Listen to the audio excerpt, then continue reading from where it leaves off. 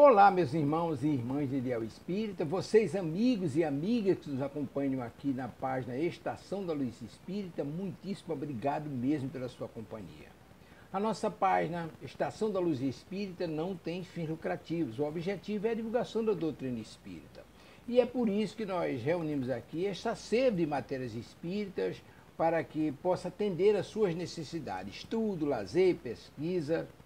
Você encontra aqui na nossa página Estação da Luz Espírita os livros da codificação, obras suplementares, entrevistas, palestras e os programas da Web Rádio Estação da Luz de Natal e Web Rádio Cristo Consolador de São Paulo. Ou seja, um acervo que atenda às suas necessidades, sem fins lucrativos. O objetivo é a divulgação da doutrina espírita. E agora eu convido você para nos acompanhar na reprodução de mais esse trabalho imperdível. Muito obrigado mesmo pela sua companhia e vamos juntos!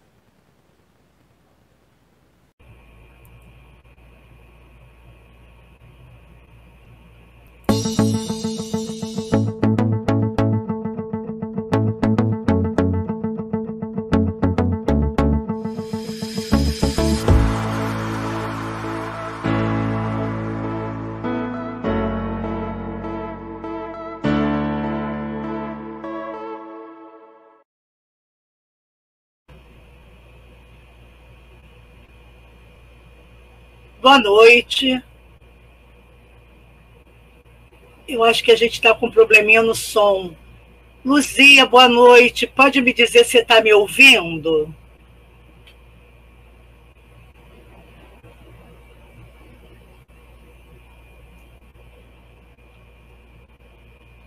Ah, obrigada. Que bom. Então vamos começar mesmo eu não estando me ouvindo. Boa noite, boa noite, boa noite. Obrigada, Luzia, obrigada, Delson. Que Deus abençoe cada um de nós. Abençoe a nossa querida rádio web Cristo Consolador para mais um programa de sexta-feira a respeito da nossa amada e querida Joana de Ângeles, com o programa Psicologia do Amor.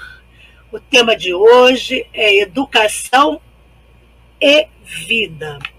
Vamos fazer aquela rogativa a Deus, a Jesus, nesse momento, pedindo a esses amigos queridos da espiritualidade maior, que abençoe a cada um de nós que aqui nos encontramos, encarnados e desencarnados.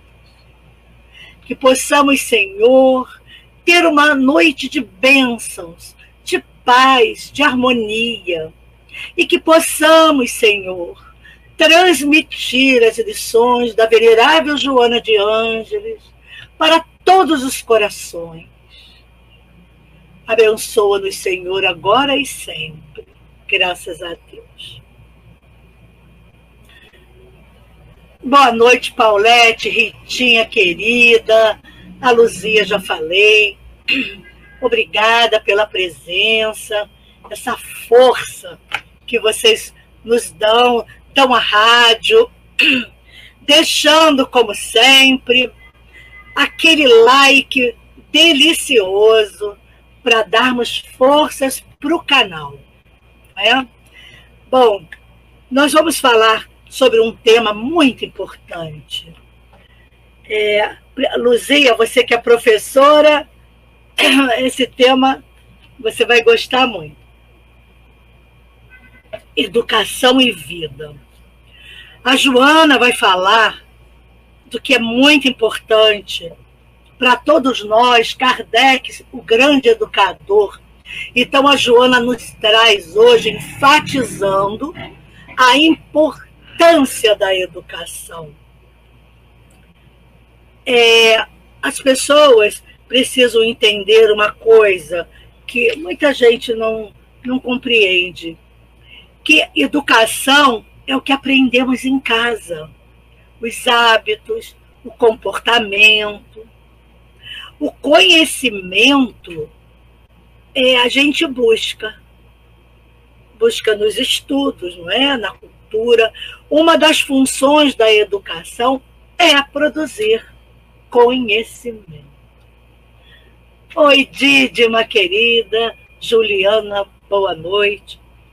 Seja bem-vinda, se for a primeira vez aqui comigo ao vivo. Vamos lá, Dídima, que hoje nós vamos falar de educação, viu? A Joana já começa dizendo que, sem o concurso da educação, o ser humano retorna ao primarismo, que ele vem se libertando no curso dos renascimentos carnais. Essa questão de irmos nos libertando do primarismo é através do quê? Da educação, que traz o conhecimento. Então ela diz que poderosa alavanca para o progresso espiritual. E vejam bem a importância que ela dá aqui. Se constitui no mais eficiente recurso moral para a edificação do ser humano. Todos nós até agora concordamos. Depois, a Joana nos fala que a educação é confundida com a instrução. Ainda não foi compreendida no sublime objetivo de que se faz mensageira. Então, ela considera a educação mensageira. Inclusive porque acreditam alguns estudiosos que o ser humano, nós somos as nossas heranças ancestrais que nenhuma educação consegue modificar.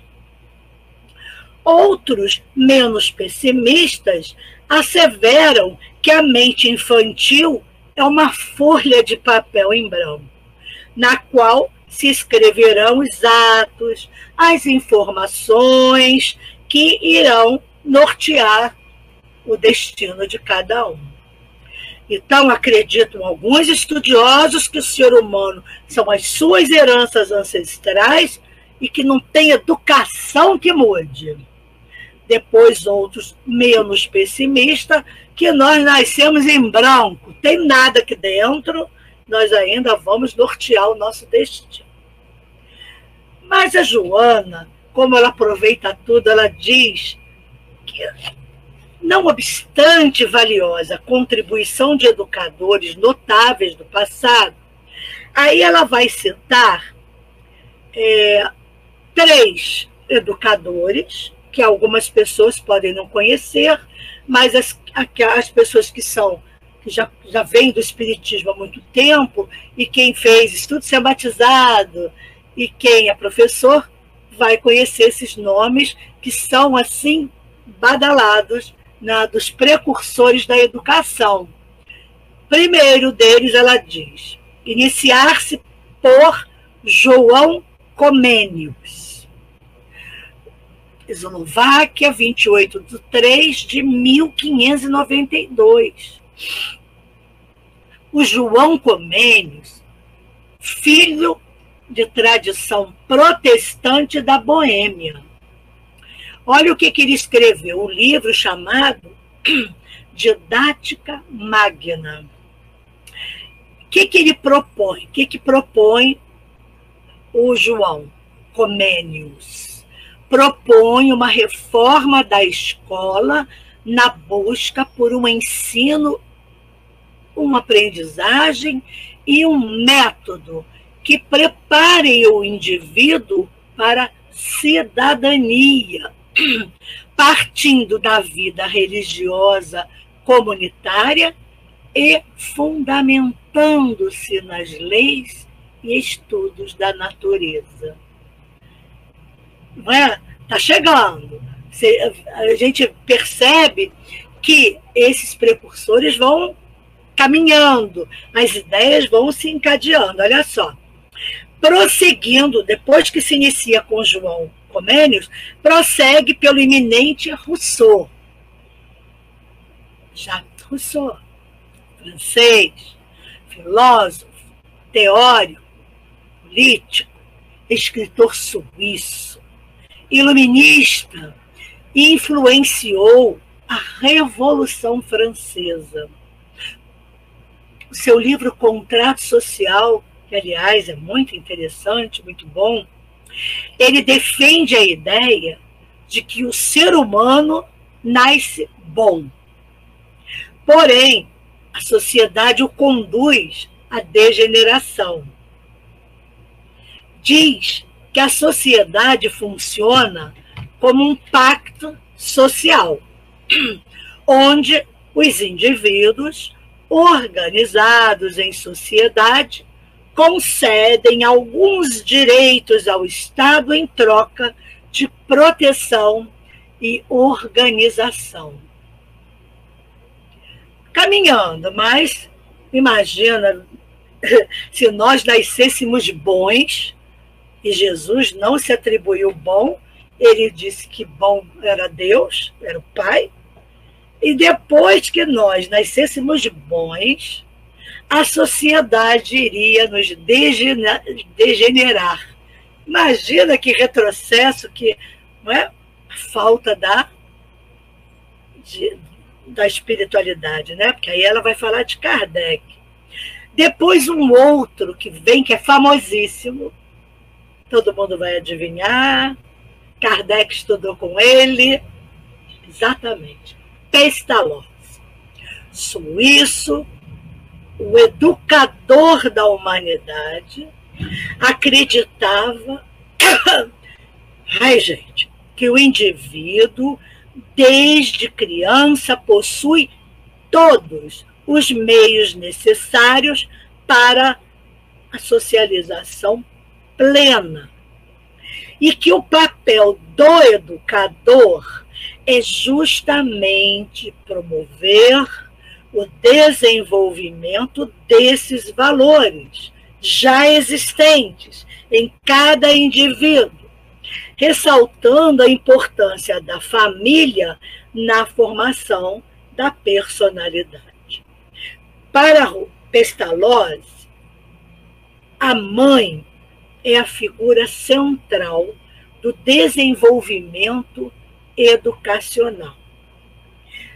Pestalozzi entendia que o conhecimento não é propriamente adquirido, mas sim desenvolvido, pois cada ser humano já nasce com a tendência espontânea da natureza de seu próprio desenvolvimento. Somente precisa do estímulo do educador, sempre subordinado à educação moral e espiritual. Tem mais a ver, não é? Isso, muito mais a ver agora. Não somos uma tábula rasa, não é? Nem nascemos bons e ficamos maus, degenerados. Então, ela diz que João Comênios, prosseguindo pelo eminente Rousseau e adquirindo a relevância em Pestalozzi, foi Allan Kardec que, sintetizando as sábias lições desses predecessores, demonstrou, através do quê? Da reencarnação, a excelência do labor educativo. Agora fechamos. Faltou o que aí? A reencarnação.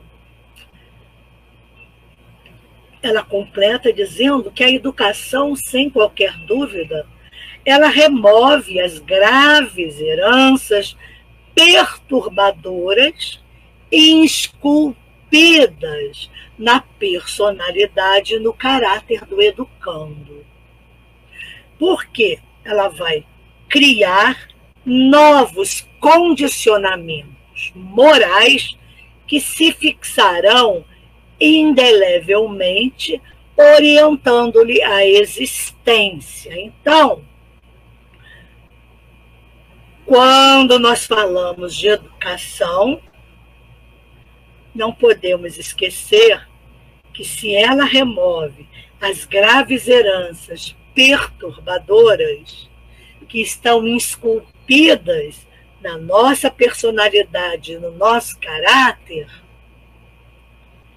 nós vamos lembrar da mais importante que eu vejo, que é a educação pela evangelização. Eu insisto nisso, né? Mas eu não sou chata, não. É porque é verdade.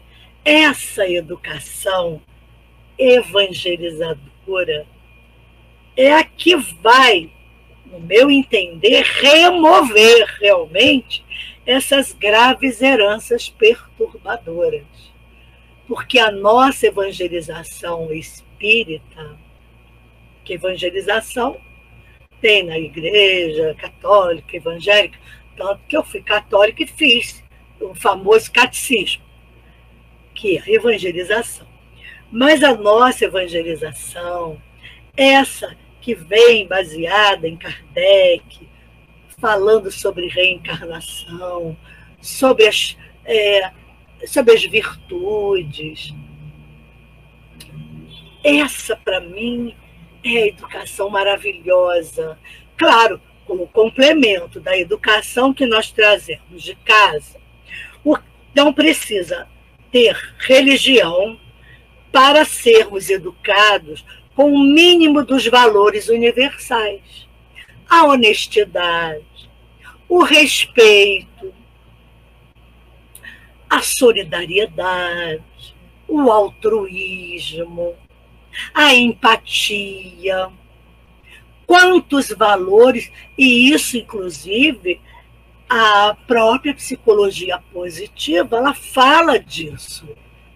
Que quando Seligman foi fazer a pesquisa para medir felicidade, eles fizeram uma pesquisa em todos os países, grupos importantes, para trazer dessas, independente de religião, os valores de cada cultura.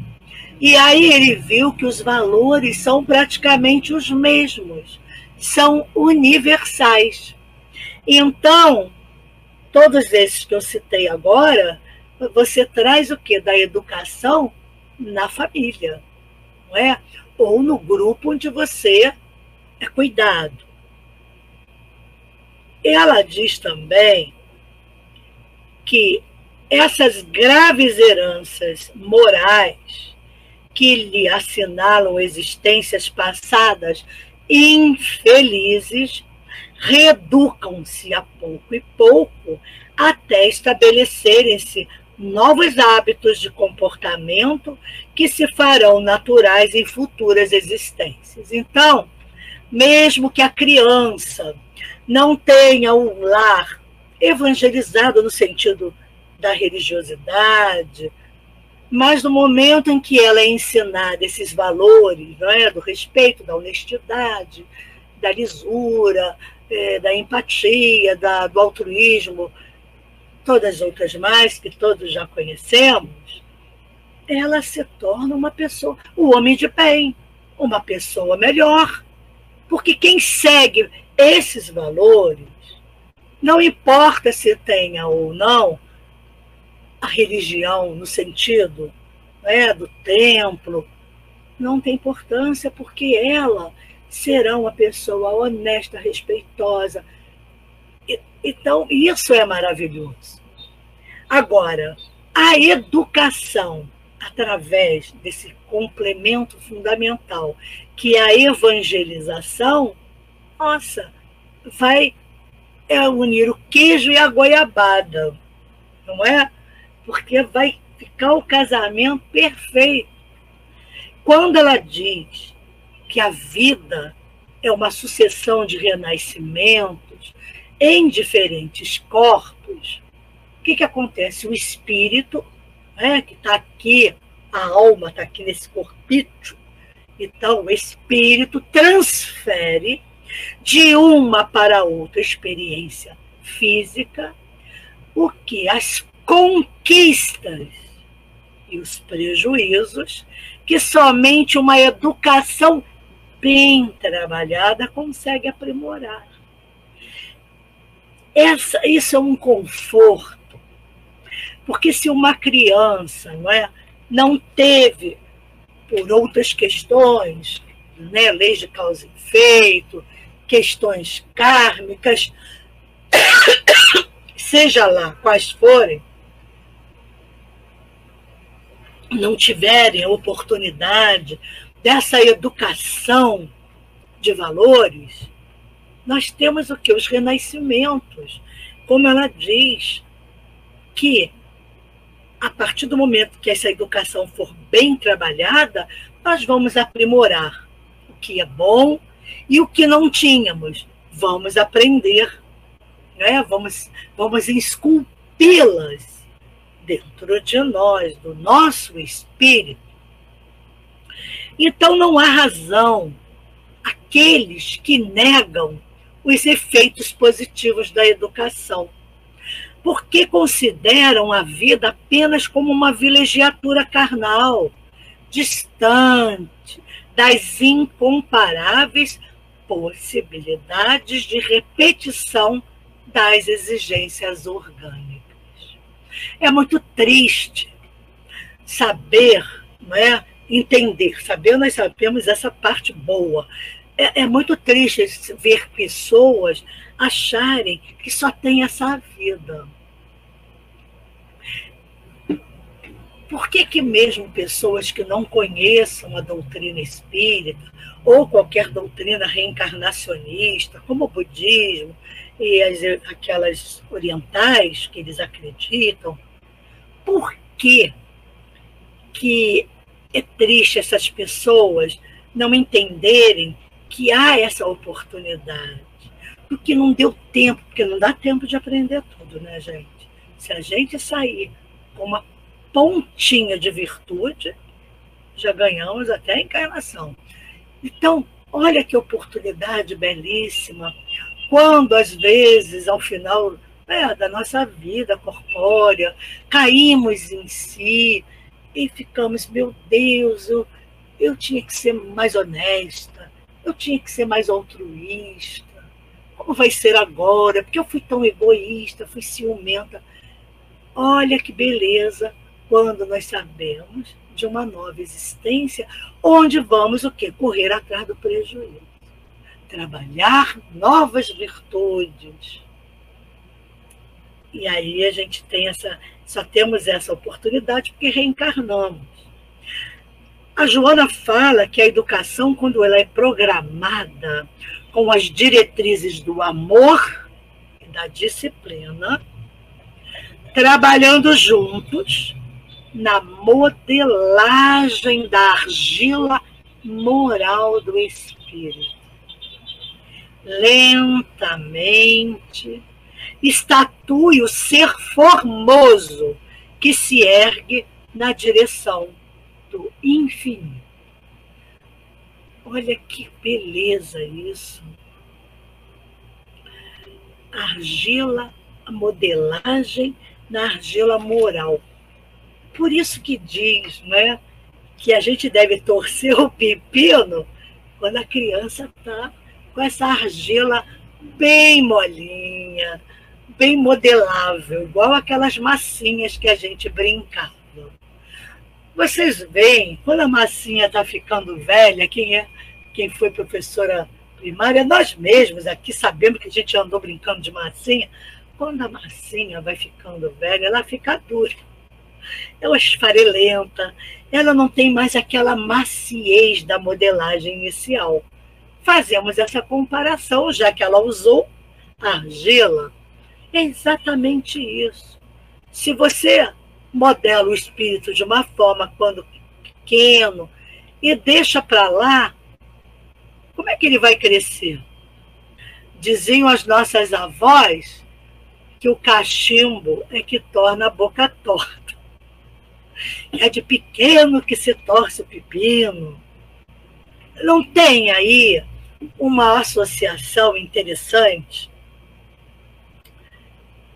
Então ela diz que se educam os animais, usando-se métodos drásticos, coercitivos, uns de compensação, perdão, coercitivos uns e de compensação outros, né?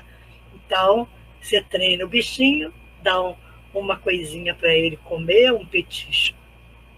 Flexibilidade, exatamente. Dá obedece um comando, come um biscoitinho. Pois é.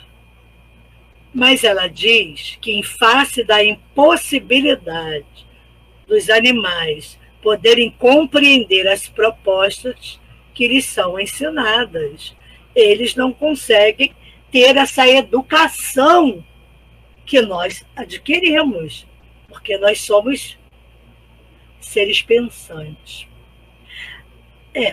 Pavlov, ele fala aí nessa questão, não é nem educação, é o condicionamento, não é?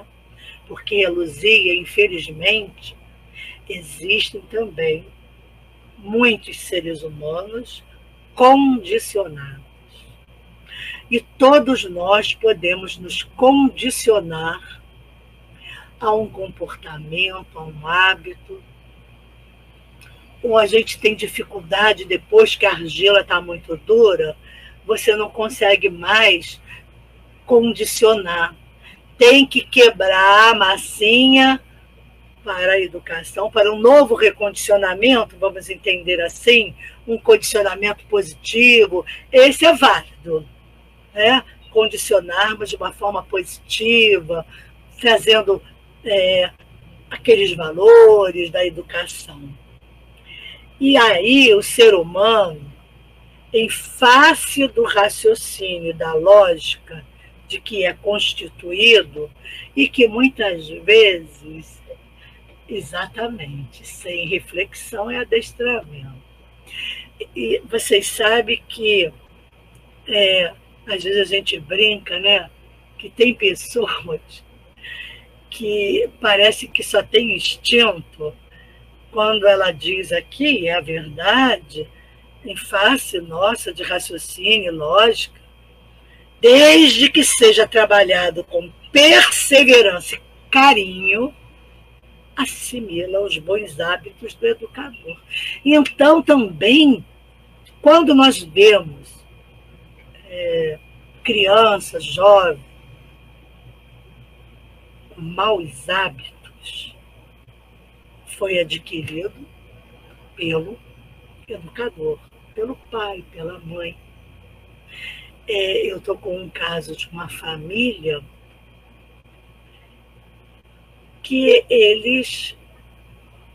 a mãe, vou fazer a anamnese para atender o filho, que é menor ainda, porque ele está muito rebelde, aquelas idades, né, da pré-adolescência, muito rebelde, xinga, não respeita nada. Fazendo uma anamnese da irmã, que já é mais velha, porque eu vou atender a família. Gente, eu quase saí correndo, porque são pessoas que se dizem espíritas. Então, os pais vivem brigando, se xingando e chegaram até já a se agredir. A filha mais velha é a única, olha como é que é do espírito, gente. Ela não adquiriu esses hábitos. Ela se tornou uma mediadora da casa. Ela não faz isso, não agride, porque a mãe só fala xingando o filho e a irmã pequena. E aí o filho agora xinga a mãe, xinga o pai e já tentou agredir a mãe.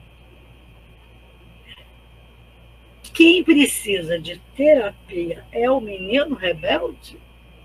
Quem adivinha quem precisa?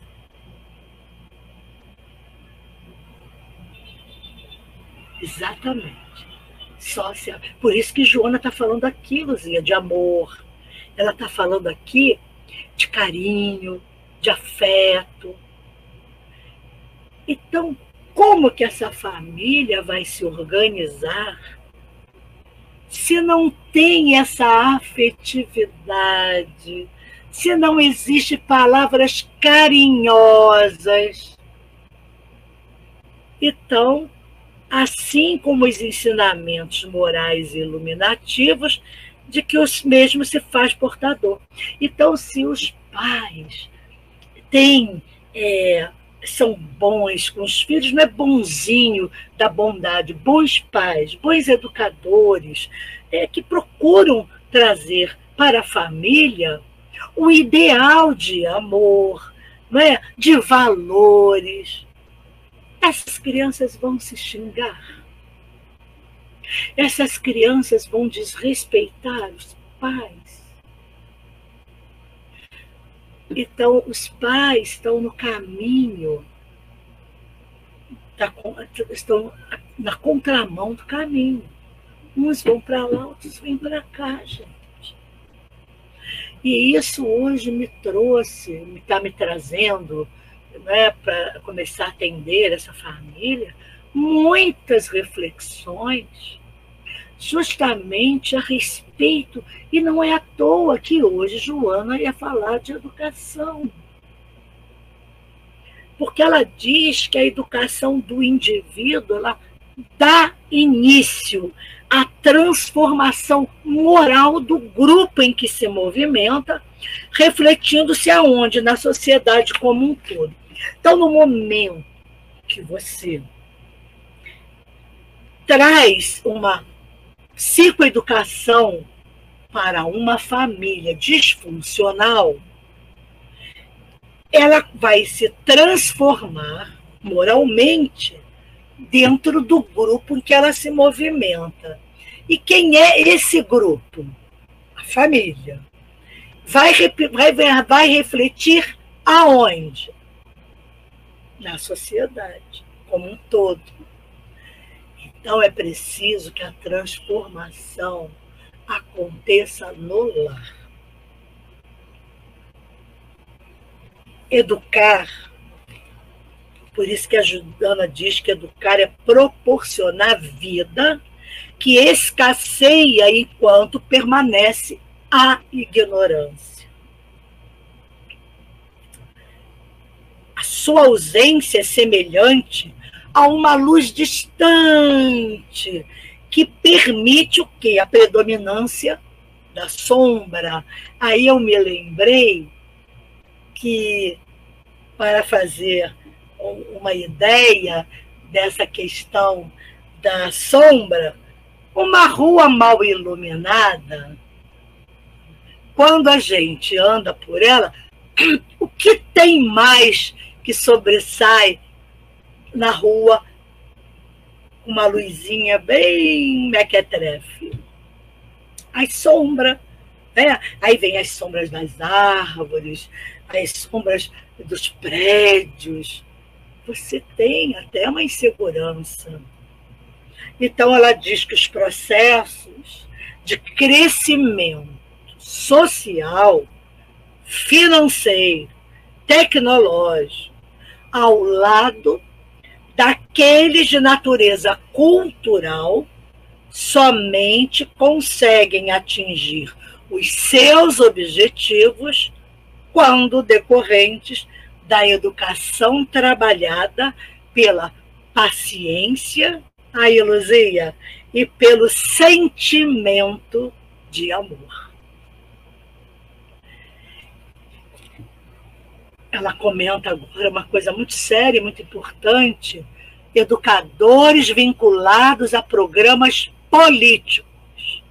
No entanto, preocupam-se mais com as estatísticas a respeito da alfabetização, descuidando as bases morais da educação, que exige espírito de abnegação e cuidados especiais. Apresentam dados falsos de pessoas alfabetizadas, que mal conseguem ler e escrever, os analfabetos funcionais. Estou errada, Luzia? Dando uma imagem que não corresponde à realidade de uma sociedade educada. Porque quem tem educação ensina. Então, o que acontece? O trabalho da educação começa no berço e prossegue sempre sendo fundamental na infância e na juventude, quando há mais receptividade do educando, a argila mais molinha, em face das suas despreocupações e facilidade de registro dos ensinos e hábitos que aformoseiam o caráter e iluminam a consciência. Educadores do mundo do Brasil, vamos ler Joana de Ângeles, essa página do livro Libertação do Sofrimento, capítulo 16. Quando ela diz que a violência, a agressividade que rompem em perversidade cruel por toda parte, atestam a falência da educação. Nos institutos onde parece funcionar, e especialmente no lar, no qual se formam a cidadania e a dignidade do ser humano. Gente, isso aqui é muito sério. Então, quando nós recebemos uma família em que a violência e a agressividade chegam a ter perversidade, porque os xingamentos são tenebrosos, acabou a falência, faliu a educação. Agora, em seu lugar, o descaso dos pais irresponsáveis em conviver com os filhos, relegando a tarefa que lhes cabe a servidores remunerados, a fim de disporem de tempo para mais prazeres, para aquisição de recursos que oferecem aos filhos em mecanismos de fuga psicológica para não se darem eles mesmos. Sim, família e escola têm que ser parceiros, mas não cabe à escola trazer, educar o aluno nesse sentido que ela está dizendo aqui. Claro, a escola, ela informa, ela traz conhecimento e também reforça a educação para que a criança aí sim tenha até um condicionamento da disciplina, esperar que o outro se sirva primeiro na merenda, na fila, na hora de entrar na sala. E isso a escola ela vai complementando esse fator educacional, que é o da civilidade, desenvolvendo a cidadania, a importância do ser político e social. Então, a gente precisa ter a escola com essa parceria, sim, porque muitas vezes, na maioria das vezes, os professores de escola pública trabalham em escolas de comunidade.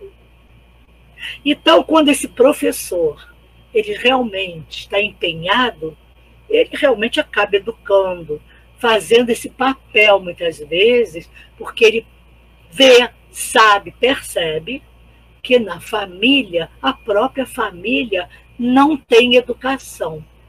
Aí estabelece com a família essa parceria, também psicoeducando, trabalhando com os pais, com temas interessantes, que possam interagir com as crianças na escola, em atividades lúdicas, em treinamento em habilidades sociais. Olha quanta coisa nós podemos fazer para resgatar isso aí. E como consequência, ela diz que o imediatismo das sensações repercutindo na promiscuidade sexual, na drogadição, nos estertores dos transtornos psicológicos, domina crianças e jovens, assim como incontáveis adultos, em lamentável desestruturação em que se reflete numa sociedade indiferente pelo sofrimento do próximo, que vive medrosa, inquieta. Então, quando se dizia antigamente bem perto, dizendo que briga de família ninguém se mete, em briga de marido e mulher ninguém mete a colher, mete sim. A gente tem que denunciar a criança que não está indo à escola para o conselho tutelar, porque a escola denuncia. Tem que chamar os pais, sim, para dizer, olha, se a criança não vier ficar faltando, vier suja, vamos acionar o conselho tutelar. É isso que a gente tem que fazer. Ficar atento à criança que muda de comportamento, que se revela muito quieta, amuada, indicador, ou agressiva, indicador de violência sexual, de abuso.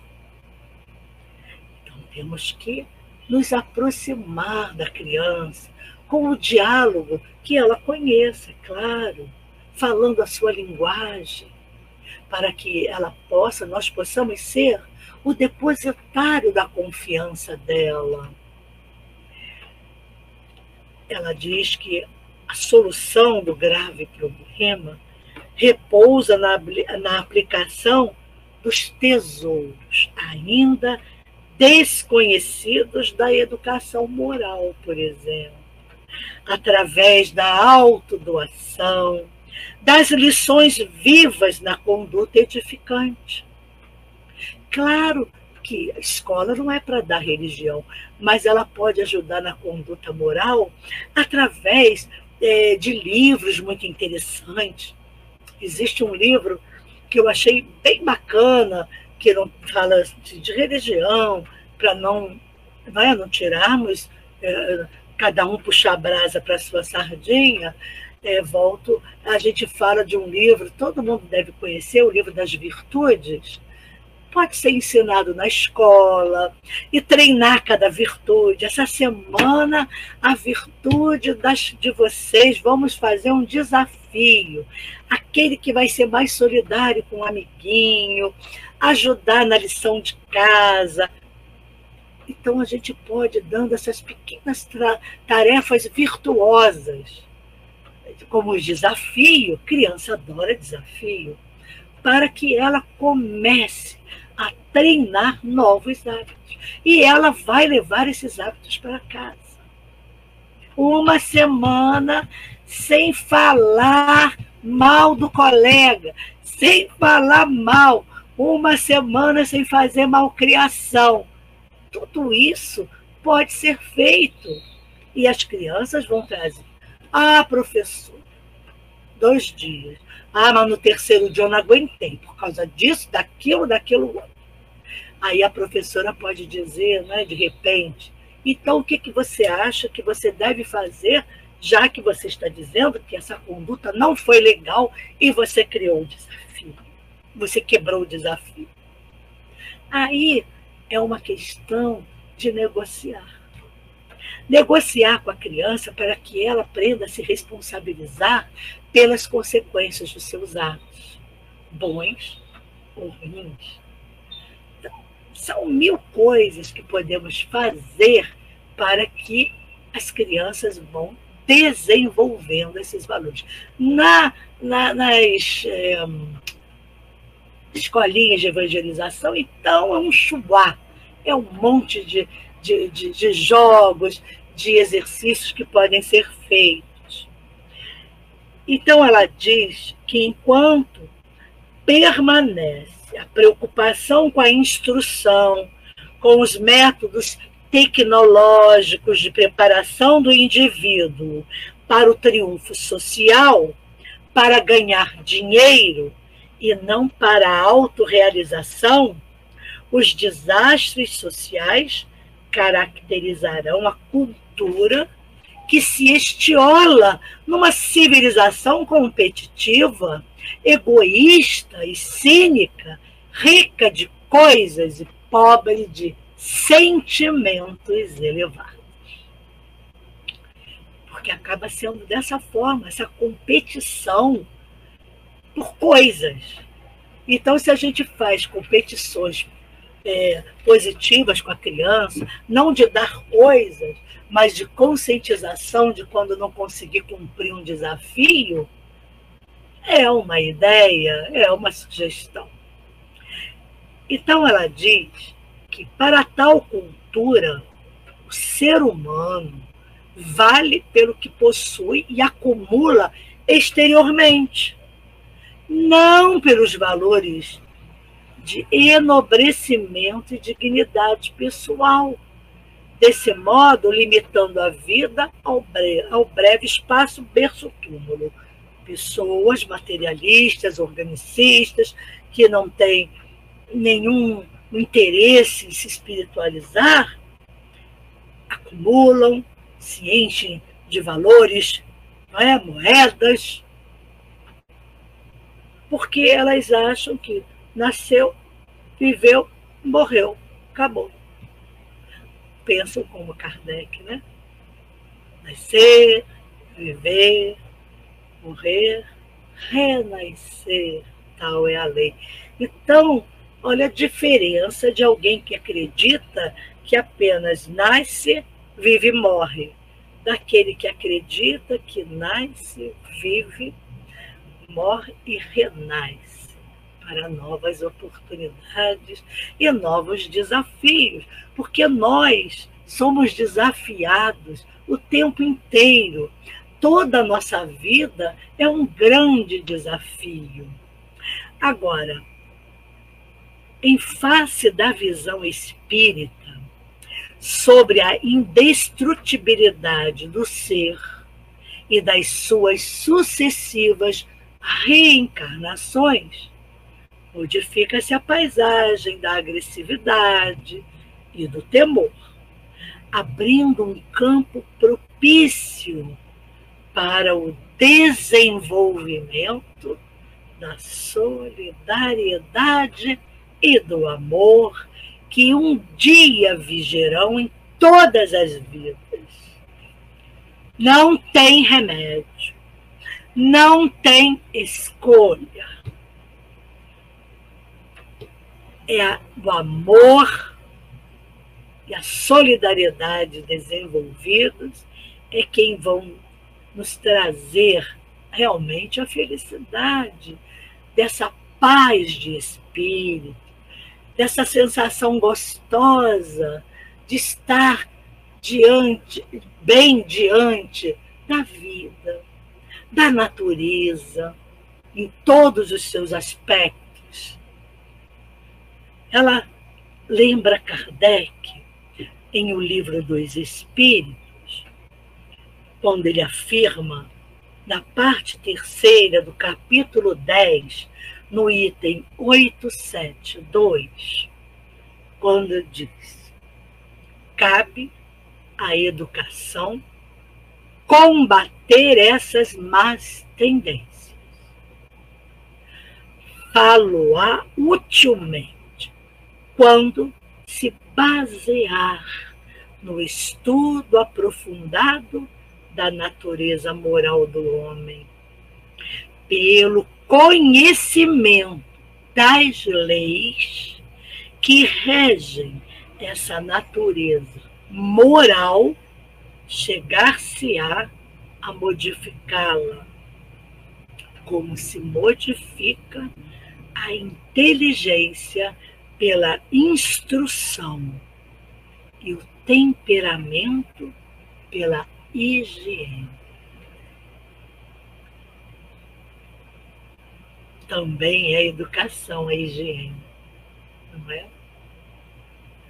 Quer dizer, vai modificar, nós vamos poder modificar como se modifica a inteligência pela instrução, através da educação, desses valores, de tudo isso que Kardec apregoou através dele mesmo como professor e pelos espíritos amigos que ele, né, escreveu, codificou lá tudo isso.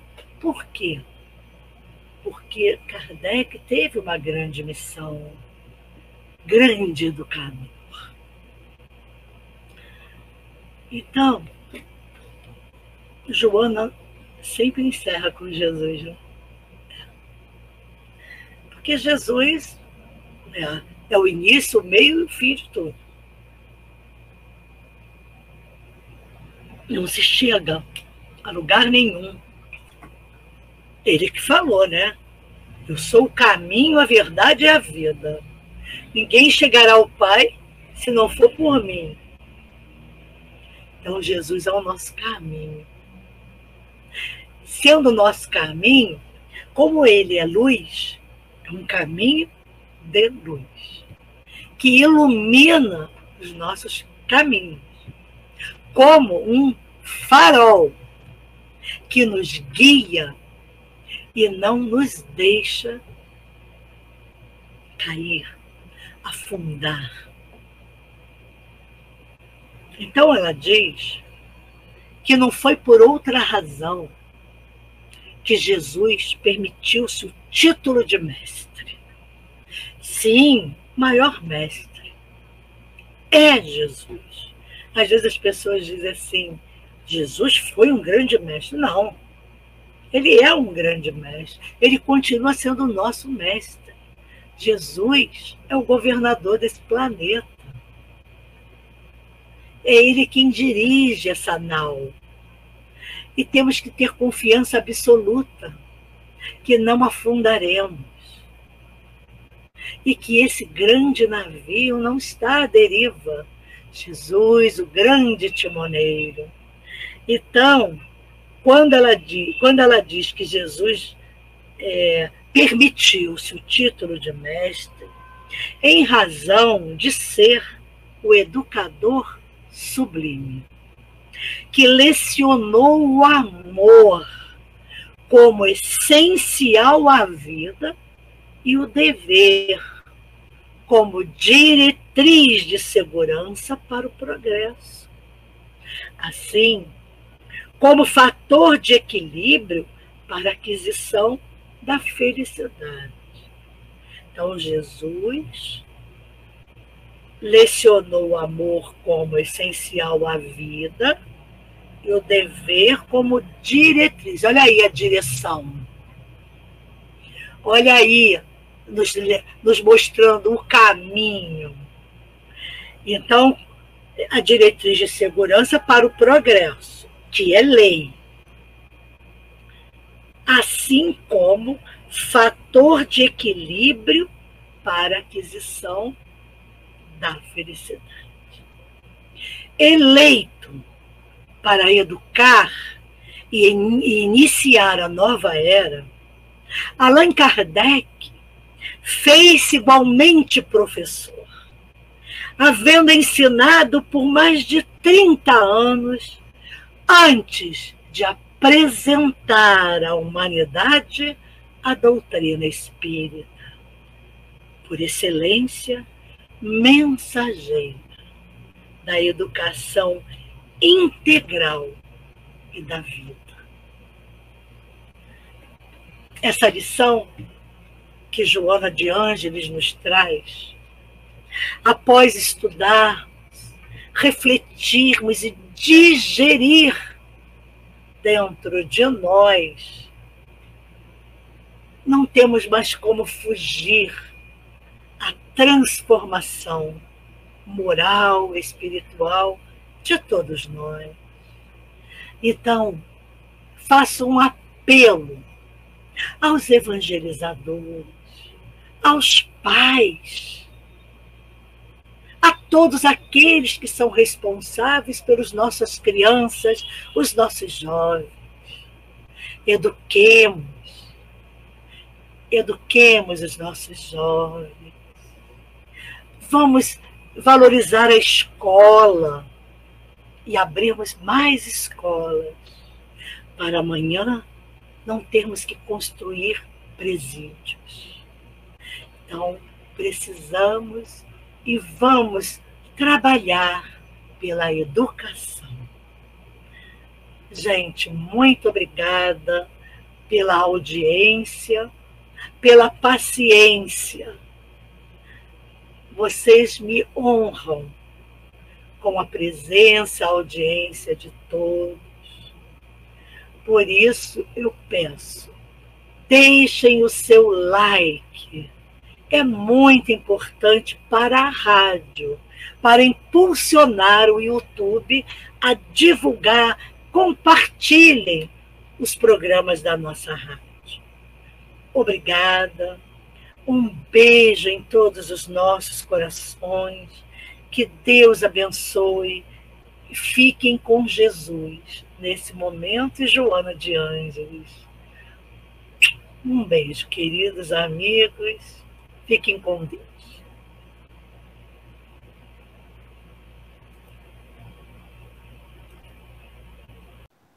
Chegamos ao final da nossa atividade. Muitíssimo obrigado mesmo pela sua companhia. Espero você no próximo evento.